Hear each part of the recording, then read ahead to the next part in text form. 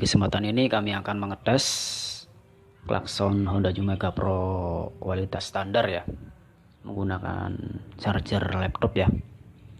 Seperti apa suaranya ya? Sebenarnya sih dua ya, kalau dari bawaan Honda Jumega Pro dua klakson ya. Cuman ini saya mau tes satu klakson apakah tetap kenceng ataukah pelan ya. Oke, simak saja videonya ya.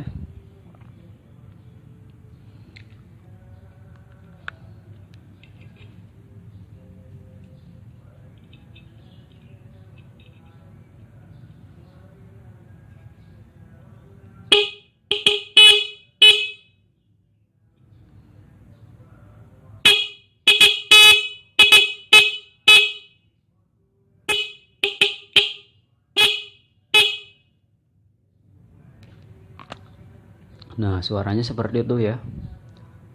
Kencang sekali ya ini suaranya ya, walaupun kecil. Ini bawaan Honda Jumega Pro. Saya copot satu, saya tes ya menggunakan charger laptop. Ya seperti itu suaranya ya, masih tajam, kenceng. Belum ada suara yang cacat ya. Oke, terima kasih yang sudah subscribe ya. Nantikan video yang akan datang. Kemudian yang belum subscribe, silahkan subscribe. Kalau nggak sekarang, kapan lagi ya?